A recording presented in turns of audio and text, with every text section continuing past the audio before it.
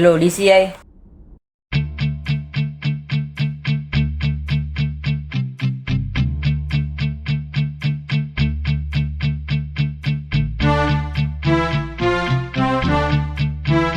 Call किसने किया था? सर मैंने। डेड बॉडी कहाँ आइए है? अंदर है।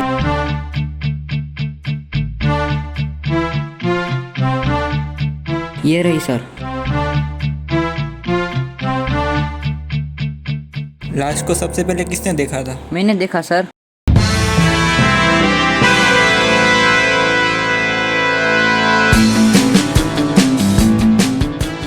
शुरू से बताओ, क्या देखा तुमने? जी मैम, जब मैं रूम नंबर 311 में कॉफी देकर बाहर निकला, मुझे किसी की चिल्लाने की और भागने की आवाज आई। मैंने दौड़ के यहाँ देखा तो संदीप सर यहाँ। संदीप, इसकी फैमिली को इन्फॉर्म कर दो। रवि, तुम्हारा नाम क्या है? नंदू। तुम अभी जा सकते हो। कोई पूछताछ होगी तो तुम्हें फिर से जी बुलाएंगे। Ma'am. Officers, let's investigate. Yes ma'am.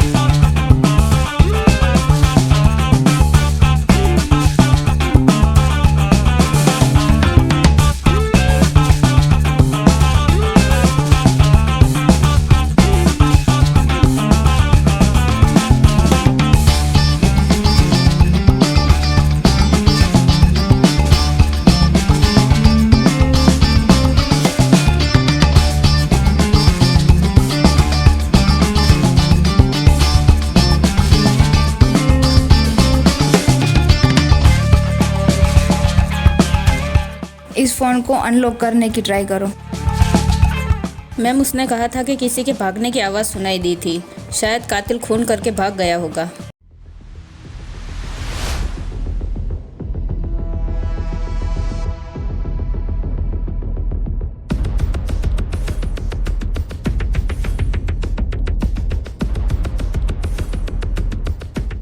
भागने के सिर्फ दो रास्ते हैं, एक लिफ्ट से और दूसरा सीढ़ियों से।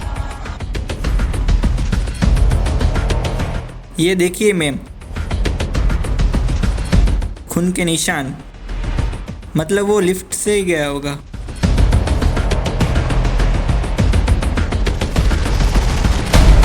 नहीं, वो देखो, खून के निशान। वो सीढ़ियों से ही भागा होगा। हड़बड़ी में लिफ्ट से जाने की कोशिश की होगी, लेकिन लिफ्ट ना खुलने की वजह से वो यहीं से भागा होगा।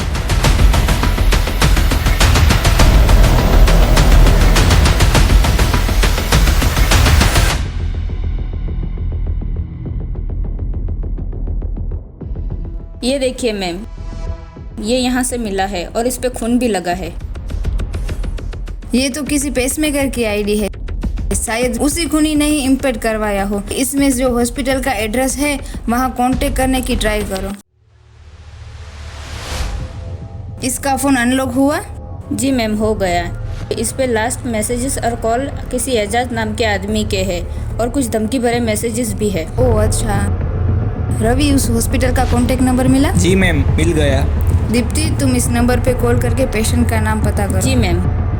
Hello city hospital, I am from DCI। मुझे आपके यहाँ के पेशेंट का पेसमेकर आईडी मिला है। मुझे इस पेशेंट की डिटेल्स मिल सकती है क्या?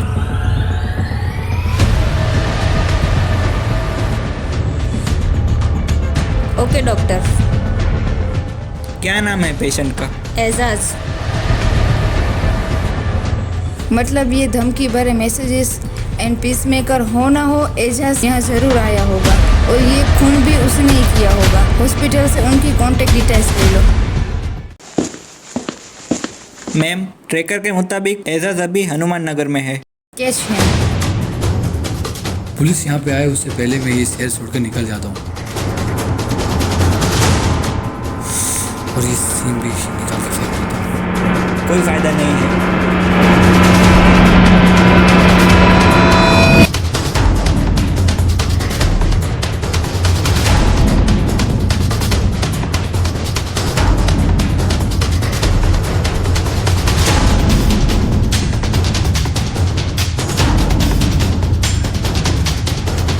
बता क्यों खून किया तुमने? मैं बताती हूँ कैसे किया होगा इसने। ये संदीप से पैसे लेने के लिए उसके रूम में गया होगा। दोनों में झगड़ा हुआ होगा। फिर इसने चाकू से उसे मार दिया होगा और भाग गया होगा।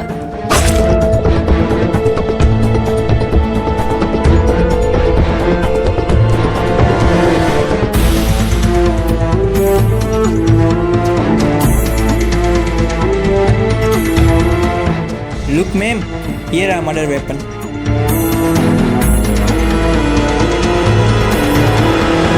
सब सबूत तुम्हारे खिलाफ है, इसलिए फांसी तो तुम्हें होके ही रहेगी। अब बताओ कैसे खून किया? मैंने खून नहीं किया है मैम। ए बकवास मत कर, चुपचाप बता दे। मैं एकदम सच बोल रहा हूँ मैम। हुआ ये था, मैं उसके रूम में गया था, लेकिन संदीप ने मुझे मैसेज किया था कि अपने पैसे ले जाओ।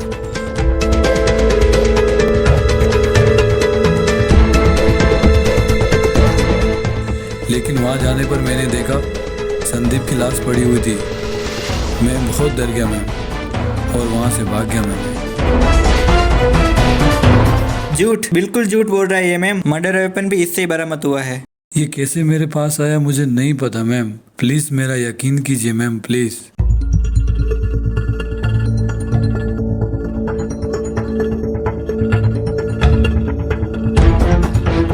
इसको कस्टडी में ले जाओ जब तक असली कातिल का पता नहीं चल जाता।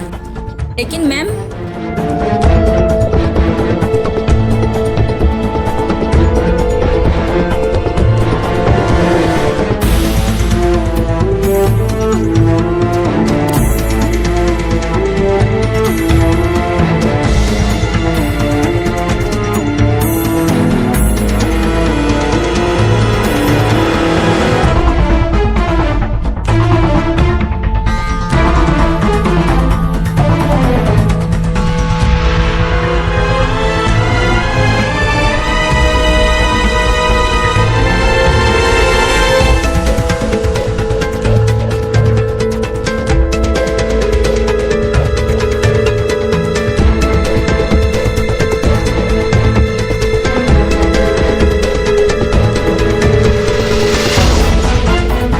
मैम खूनी यही है, झूठ बोल रहा है वो हमसे।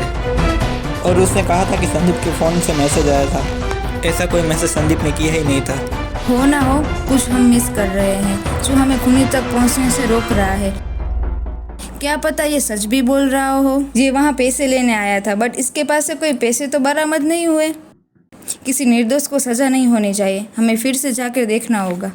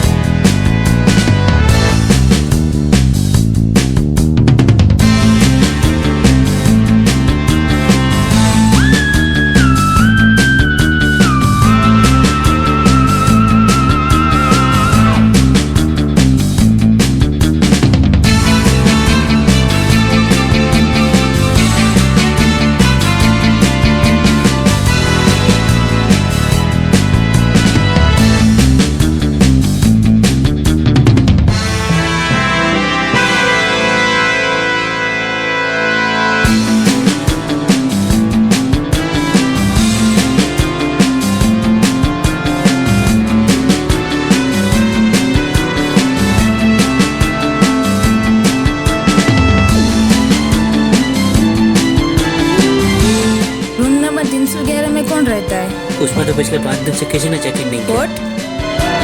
क्या हुआ मैम? खूनी का पता लग गया है।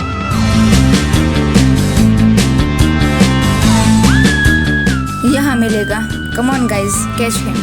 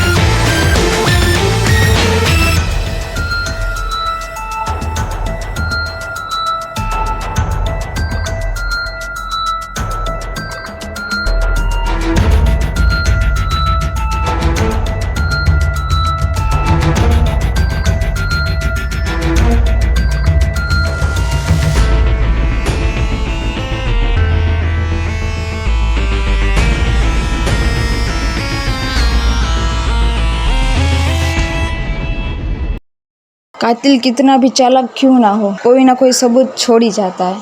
अब बताओ क्यों किया खून? उस दिन मैं उसके कमरे में चाय देने गया था।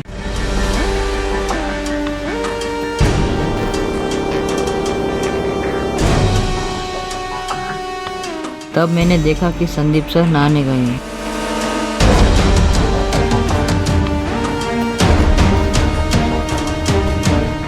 और उसके बैग में बहुत सारे पैसे पड़े हैं। मुझे लालच आ गई और मैं पैसे लेकर भाग जाऊं, उससे पहले वो आ गए और फिर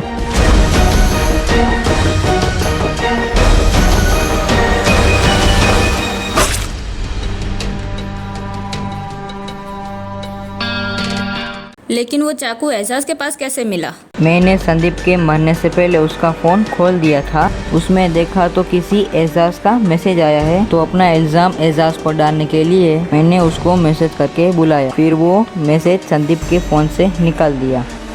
जब एजाज वहाँ आया तब मैंने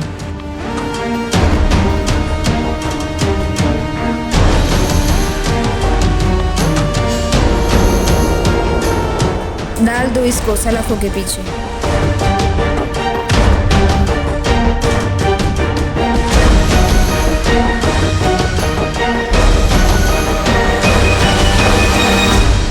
लेकिन मैम, नंदू ही खूनी है, ये आपको कैसे पता चला? हम जब दूसरी बार इन्वेस्टिगेट करने गए थे तब मुझे बेड के नीचे से एक बटन मिला था।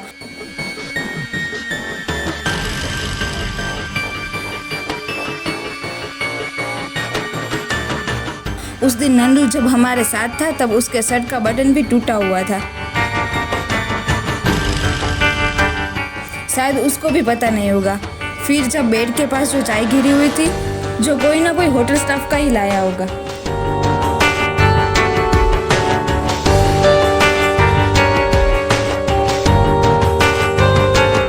और पता है, नंदू ने कहा था कि 311 में वो कॉफ़ी देने गया था। जब मैं रूम नंबर 311 में कॉफ़ी देकर बाहर निकला, मुझे किसी की चिल्लाने की और भागने की आवाज़ आई। बट जब हमने रिसेप्शन में पूछताछ की तो पता चला कि रूम नंबर 311 में तो 5 दिनों से कोई रहता ही नहीं है। प्लान तो अच्छा बनाया था उसने, लेकिन गलत काम करने वालों को सजा मिलती ही है।